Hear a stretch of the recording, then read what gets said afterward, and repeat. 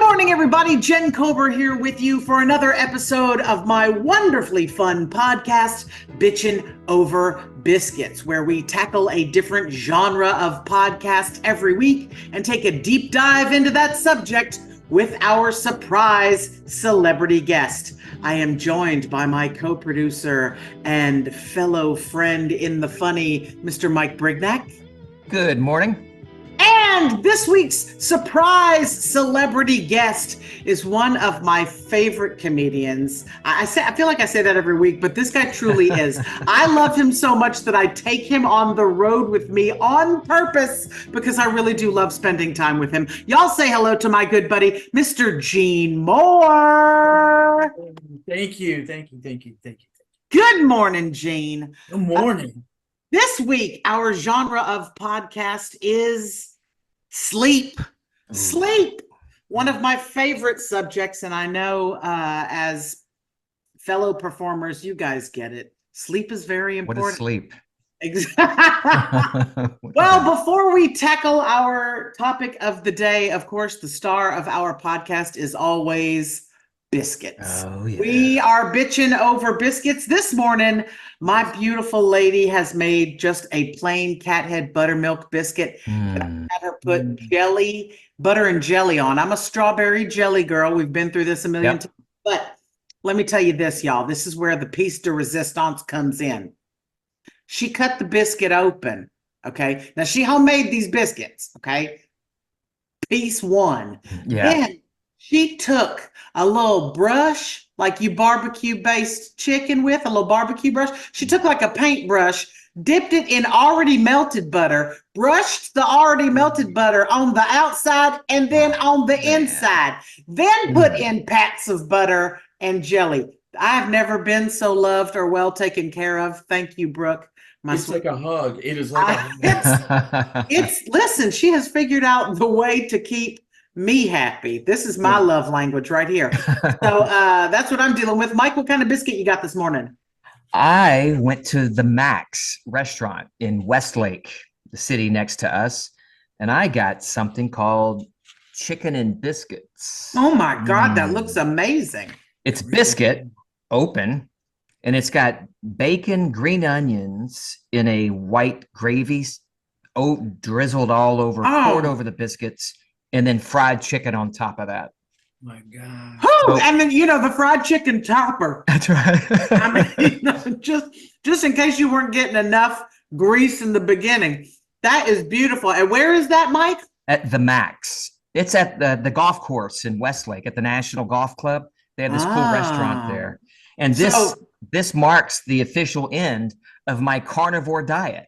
Oh, what a great way to break that fast. Yeah. Wow. Now, Gene, Westlake, where he got that biscuit, is where you're going to be performing with me. You and I are going to be playing at the Horseshoe Casino on July 26th. And then at the Queen Casino in Baton Rouge on July 27th. And let me say this, Gene, I will get you one of those biscuits. We will make sure the mayor of Westlake will take us over there personally and make sure we get a good biscuit. Yes. That's how small town this is. You are heading down to the down south. I love it. I want to call it Baton Rouge. Isn't it just Baton Rouge, a biscuit? I'll make it fancy. You will. You make everything fancy. Gene, what kind of biscuit are you working with this morning? Well, we're not cookers in this house. We're two gay men. We don't like the smell of food in our house, but we made an exception. We made biscuits. My boyfriend, 20 years we've been together. He is from the South. And so he knows about biscuits. Okay, good. Yeah. So he knows. And so he made me a bit. It's pretty good, actually. He told me it's going to be like a hug from your grandmother. And I'm like, my grandmother fucking hates me. So I hope it's not. It's good, huh? It's delicious. And what do you have on it? We have some jam, some strawberry jam, and lots and lots of butter because we're Americans, and Americans eat butter. We love butter. It's so good. I didn't realize that there were different kinds of butter. Oh, I know. But the European butters right? The Plugras, the piece de resistance sort of butters, the really expensive butters have more fat in them, and therefore do not do the same thing when you bake with them. Right. Right? You gotta, my wife is like, you gotta use that just Walmart butter. Just the Walmart salted plain butter. And if you go fancy on the butter, it's messing with the recipe. So, but let me tell you this, Jen. Let me tell you this. Butter has changed. I love whoever had a meeting at the butter company. They make cinnamon butter. They make salted butter. They make maple. God bless these people. And that's what I love about fat people being in corporate America. Finally, somebody's in there with a voice for me. Talking about what I like. Not worrying about the bottom dollar, but how can we get G Moore to lose a toe? bye-bye, feet. Goodbye. Who needs them? Who needs them? I love that for you. I love that for you. We are talking this week about sleep. Bitching about sleep while we eat our biscuits, which makes sure we will have the long sleep. That's the to me that's the best sleep is a post meal sleep. Sometimes I eat just so I'll sleep good. Am I wrong? Am I? That's a good idea. I mean, I will tell you, biscuits after this podcast, I will be taking a nap. It won't be a full sleep, but something I'm gonna at least turn on my Gypsy Rose Lee, my Gypsy Rose Blanchard podcast and fall asleep to it because I'm telling you, it's You're right. You're right. That is the way. You know what? Like that's what I love about Thanksgiving when you eat and you load up and then you slowly, ever gently go to sleep. It's a gentle sleep. It is. It's like a stuffing sleep. It's like you're on a pillow of those little dinner rolls, right? Like it's just. And that's why I tell the Lord I want to go home. When it's time for me to go see the Lord, can I go? Can I get a last meal, a good meal, not some hospital bullshit? Right. I want to gently go to sleep and then wake up. I want to go gently into that good night in a cradle of gravy and mashed potatoes. Thank you. Just carry me away, Lord. Carry me away. Or in a wild sex dream. That's the way to go. That would be fun. Look. Okay, so let's get into that now. Part of the sleeping is the dreaming. I find that when I've had a big meal and I get the good sleep, I'm not really dreaming at all. A lot of people say don't eat because it'll give you weird dreams, but I feel like I'm so knocked out. No dreaming is happening in the gravy sleep. Yeah. I don't think so either. It's like an anesthetic at the hospital. It's the same feeling. You just after a meal, you can't even control it. You just draw down into that sleep. And I don't dream at all. Count backwards from 10. And right? And by the time you get to 8, you're passed out. You know what? I did try though. Someone said if you eat dark chocolate before you go to sleep, that you'll have exotic dreams. But I tried it for like a year. Wait, exotic means like in a great look. You mean erotic? Erotic. Because exotic dreams are like dreaming of Hawaii or Tahiti. No, but they said exotic. That's what I thought. So I want erotic. Yeah, I want erotic. Not erotic. But it didn't. It didn't work for me. It didn't work for me. It didn't work.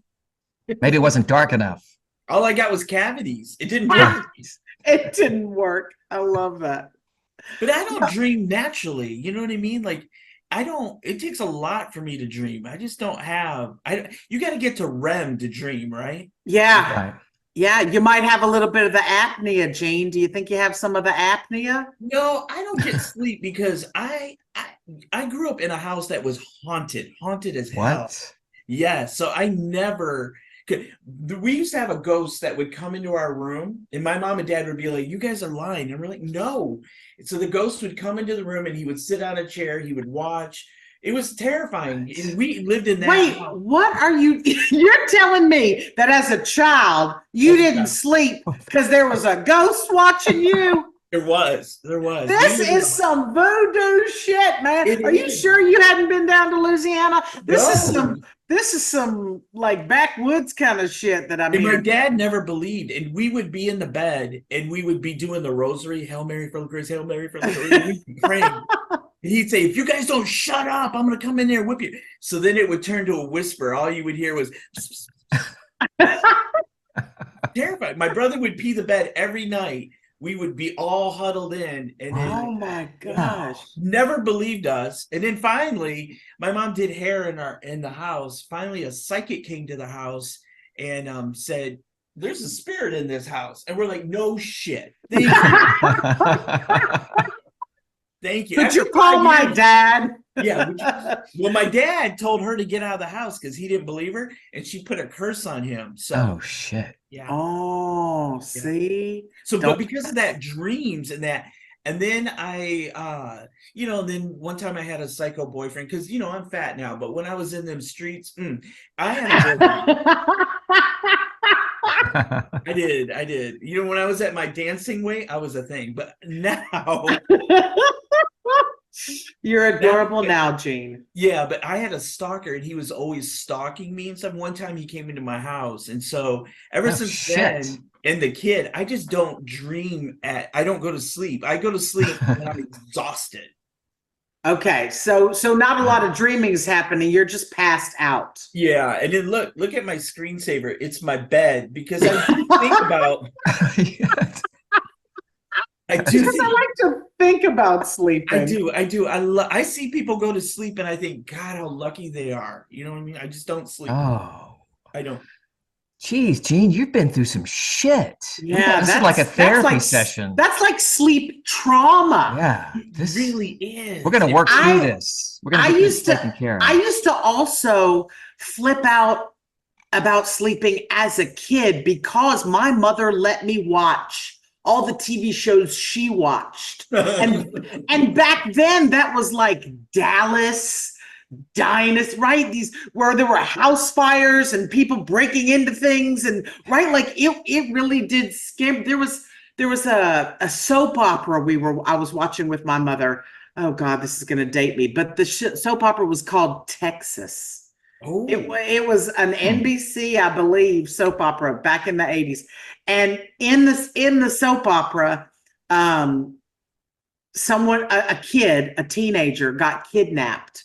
And so I was so afraid that and this person just walked in the night, grabbed the kid, and walked out the front. It was nothing, right? So I was very paranoid about falling asleep in my own room. And I could, when you sit there and you listen for shit when you can hear every crack the house is making, every bug that crawls across the floor, you hear everything because you're so paranoid. Yeah. And so I would sit there as a little kid and you're gonna laugh when I say this, but I was so scared. What I would do was I would sleep in the closet.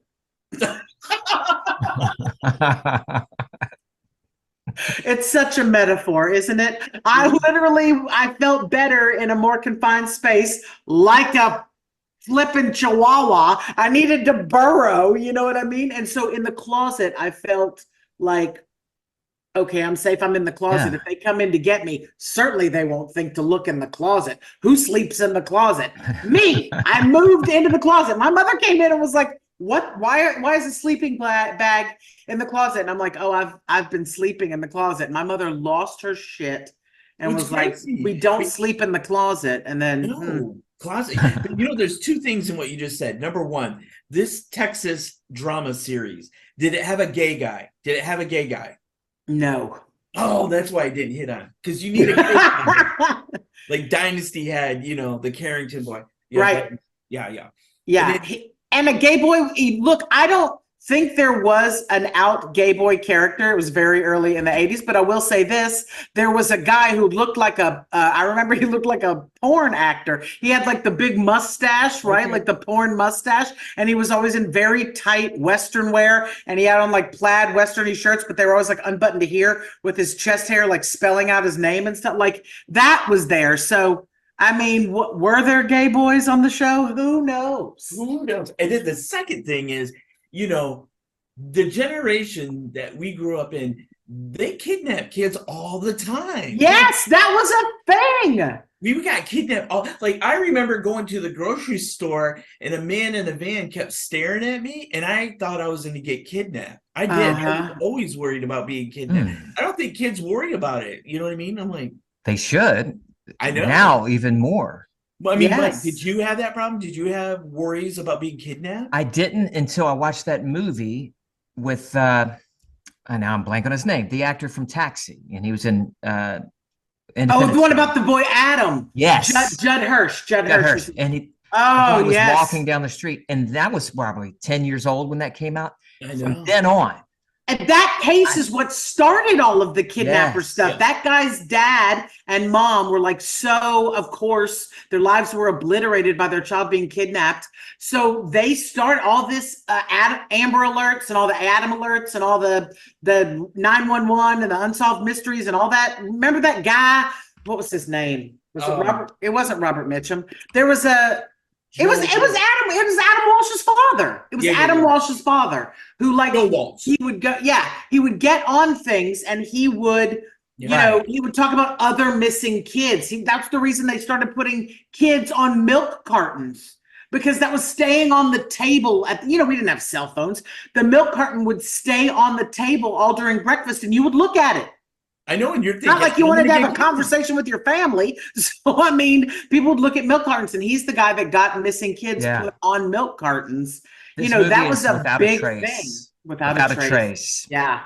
And that movie, to answer your question, that movie in 1983 scared the shit out of me about kidnapping. Yeah. Wow. I was at there was a girl in our high school. It was in Michigan. I'm from Michigan. It was the wintertime. She left her coat, went down on the stands, went to the bathroom, never came back, never found her, missing. You know what? Even worse than that, my aunt married into our family. Her mother-in-law was making Thanksgiving dinner in, like, I don't know, like 1982. She's making Thanksgiving dinner. It just snowed. So it just snowed all around her house. They go to her house. They see the turkey in the oven, the water boiling, her glasses, her medication. She's gone. Never found her again. And they went outside. No snow prints where she was left. Just vanished. So people so maybe that ghost got her. I mean, you got, look, I would never sleep again. I don't know. Maybe that is why I always eat myself to sleep, because I'm so scared. Well, let me tell you the ghost. So the psychic comes to our house. This is like, we lived with a ghost for 5 years. Like we did you call it something? No, but at a certain point you just get tired of it. You know what I mean? And you're just like, fucking do it if you're gonna do. What are you gonna do? Ghost fatigue is what they call that. So later on, this psychic comes to my house, my mom's house. She does her hair. Her name was Teresa, which is a perfect name for a psychic. Yes, it is. So she comes in and she's like, "There's a spirit here," and she's like, "I can feel it." And she goes, "I feel like your youngest son talks to the spirit. Where is he?" My little brother was outside. So my mother said to my sister, "Renee, go get your brother." So while she's in there talking, my brother's outside coming in. She tells my mom, "This is what the ghost looks like. And this is what happened." She's like, "I feel it." And she goes, "Do you mind if I go to your basement?" So she goes to the basement and she said, "The man that lived in this house originally had a son. The son wanted money. The dad didn't want to give it. So they were arguing about money the whole time. They go down to the basement. Now in Michigan, we have something called a root cellar. You guys know what root cellars are? No. So a root cellar is where you put your vegetables, like your potatoes, all your winter stuff. Like if you do any. Got it. Yep. So he goes into that room. He has a heart attack and the son sees him struggling, goes out of the room, shuts the door and lets his dad die. So his dad is always coming up the stairs looking for him. That's what it was. And she said, "This is what he looks like." And then she told my brother came in and my mother said, "Do you see a ghost? Do you know what it looks like?" And my brother said, "Yeah, this is what and it matched exactly." Oh my God. Yeah. That's wild. I know. I know. That damn kid, though, he didn't go for help. I know. Well, families are complicated. Yeah, and maybe the dad deserved it. Maybe there was more going on in the root cellar than storing turnips. Thank you. They were turning it up all right, but and just so you know, Gene, I'm so glad you explained to us what a root cellar was, because I truly didn't. I knew what a cellar was, but not a root cellar. Oh. But in Louisiana, nobody even has a basement, because if you dig 6 feet, you hit water. The people in New Orleans, I don't know if you remember from when you were there, but they're buried above ground because you can't. If you dig, you hit water. So all the graves are above ground in New Orleans. In Lake Charles, we bury people, but we're a little up from the sea level, just a little bit though. I feel like they must get some flood water in there. Oh yeah, it's dank inside there. Yeah. Not good, not good. But wow, So what did you end up doing to get yourself to fall asleep? Exhaustion. I just like I do now. I just go, and I still see spirits now. Sometimes I see, but I just shut myself off from seeing them because I don't want. I'm not saying I can feel, but I do feel. When I was in Tampa a couple weeks ago with you, there was a spirit in my room. I could feel it, and then I'm just like, okay. So this is what I do when I feel something. I just think like a gratitude or love or compassion, and it goes away. And I know it sounds crazy. No, it doesn't sound crazy. It doesn't sound crazy at all. It's very in line with who you are. You are a very kind and accepting person as a human. So I can imagine spirits feel that openness and would be like, oh, he is like, it makes sense that you would be a conduit between the two places because you are so open to things. You're very kind. My first instinct to things is to criticize them. That's like the comedian brain that I have, but that's not how your brain works. The minute you hear things, you don't go to any sort of you start laughing about how much you love it or how great it is, or you really do put a positive spin on things. And God knows I try to do it more. And certainly I have trained my brain to not always go to the negative as much.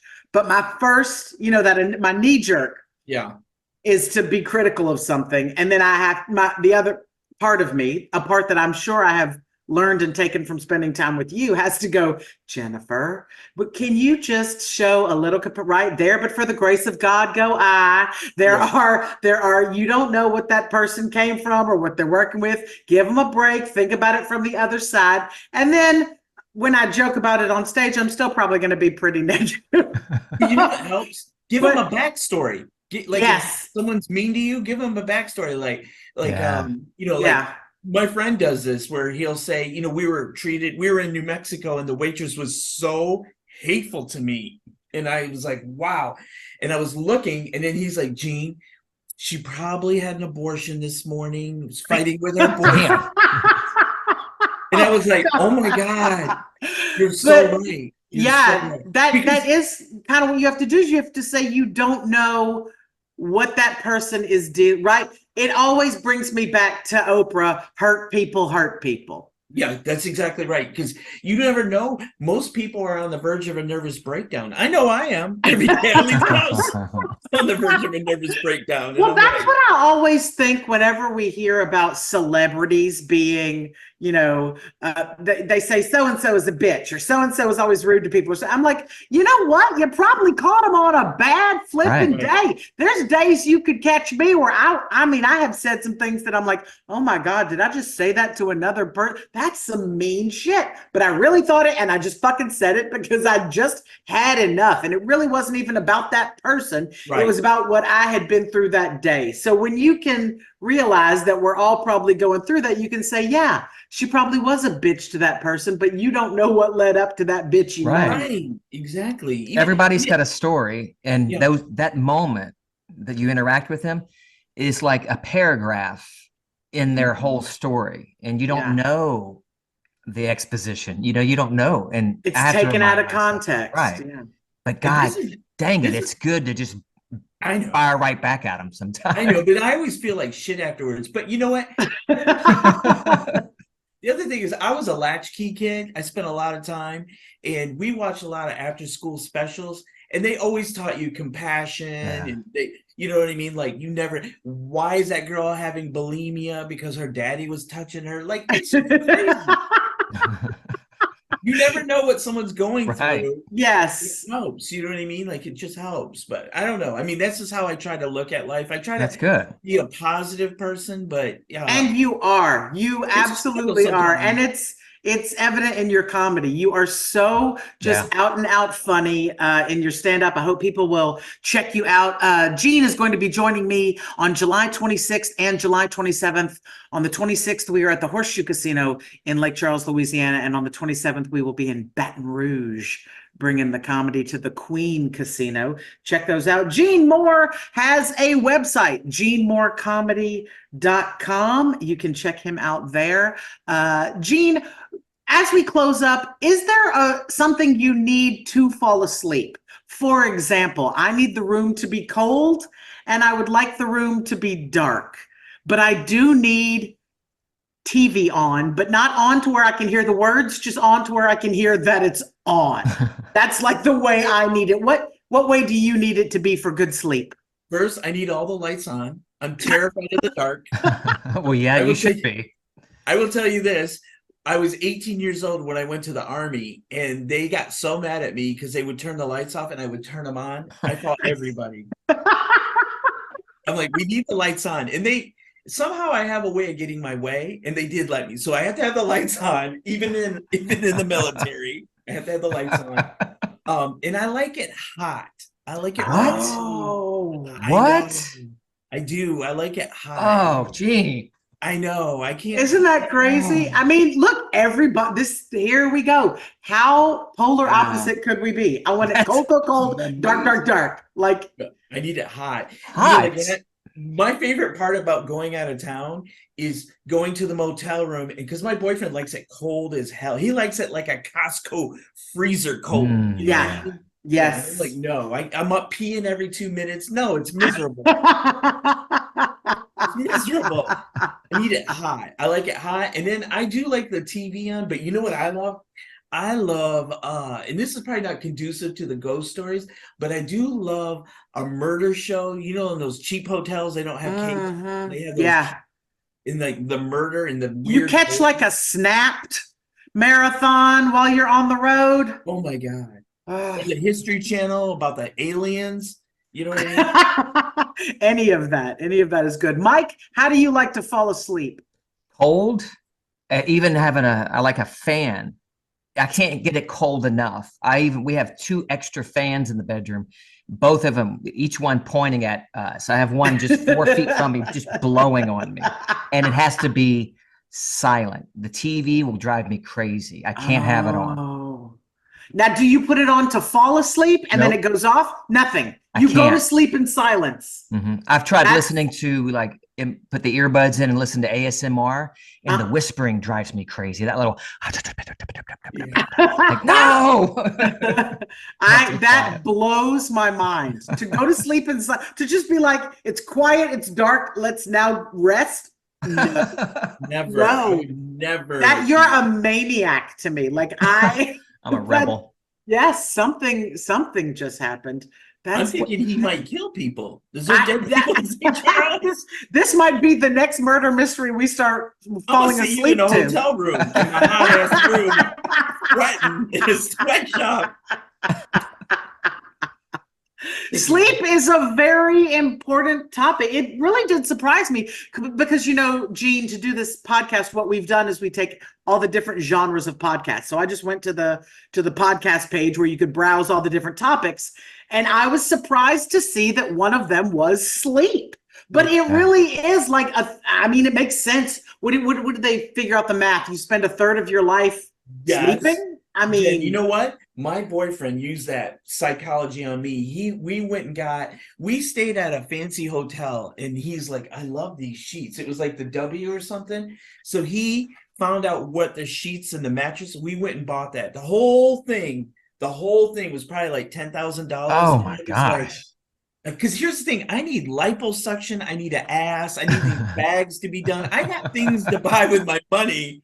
You need these bags. I've had these bags since I've been because I can't sleep. I look like Eleanor Roosevelt. So I'm like, you know what I mean? I'm kidding you. I'm not lying. These bags, I've had them since I was 10. So I'm exhausted. So I'm like, no, I don't want to spend $10,000 on a bed. He's like, you know what? You spend a third of your life in bed and just give it 24 hours. If you don't like it, we'll take it back. And which is the same way that we got tricked into being boyfriends. Just be and I'm so dumb, I fall for it every time. Every time. So yeah. But it was it worth the $10,000? 100%. Really? 100. When I get into bed, well, he doesn't let me get into the covers anymore because I thrash about and it looks like somebody was raped. So it's an SUV, sorry, SVU episode. Yeah. SUV is where you drive the car through the bed. Sorry. It's terrifying. So what he did is he went and bought me a fancy fake mink blanket. Ooh. I know, it's very bougie. I'm very poor Mexican, so I'm like, what is this? Because at first I was like, no, I'm getting under the. Now I'm like, oh yes, this is lovely. I feel like a caveman, like a Oh yes. So I'm the hunter and decorator. Sleeping under a pelt, a hunter decorator. Yeah. And that keeps you nice and hot then. It does keep me hot, and it keeps him cold. And so, but he's a genius. That's why this works. You know what I mean? I love that. I love it so much. Gene Moore, thank you for joining us here on Bitchin' Over Biscuits. I hope you enjoyed your biscuit. I'm so glad you got to find out that your boyfriend can cook, that things are happening over there. You can find Gene Moore online, GeneMooreComedy.com. He will be with me July 26th and 27th at the casinos down here in Louisiana, Lake Charles, and Baton Rouge. So Baton Rouge. Baton Rouge. We look forward to welcoming you down south, Gene Moore. Mike Brignac will also be at the Lake Charles shows. Yeah. He is our host for the evening. We have such a lovely time. We had a great time at the show we just did there. That was fun. At the Horseshoe. So much fun. So much fun. And I want you guys to know I have a special. It just dropped last week, a full half hour of me doing stand-up. We will include the link here. The show is called No Flies on Me. Please watch it and give it the little thumbs up on the YouTube. You would help me greatly to do that. I'm trying to get the views up. It's hilarious. It's hilarious. Brad Garrett's, that's his 800-pound gorilla. That's his. No, that's no. That's not him. Brad Garrett is the executive producer. 800-pound Gorilla Media are the distributors, and he executive produced it. It was directed by Michael Malone, and Ed Conover is the other producer. It's superb. Great fun half hour. Forget your troubles and let's make your face hurt with some laughter. Check it out. No Flies on Me. We will include the link here in our bio. So go there, watch the full special. Gene, thank you for being with us. Find Gene at GeneMooreComedy.com. I am Jen Kober. That's Mike Brignac. That's Gene Moore. This has been Bitchin' Over Biscuits. Join us next week. We are out. It was perfect. You know what though? I was like 7 or 8 when I realized not all little boys live in haunted houses. Oh, shit. That was a shock to me. I remember like, what? You know what I mean? It really blew my mind that people live in a house without a ghost, because that's all I knew. You know what I mean? That's so You thought that was normal. I thought it was normal. So was that a bigger shock to you than there not being a Santa Claus? No, we're Mexican and poor. There was never a Santa Claus. He told us from the beginning. We had to work for our own presents, okay? Oh my God, I love you when so you, much. At Christmas time, when you unwrap a tortilla, it's not fun. It's not fun. You unwrap it. It's just wrapped in aluminum foil.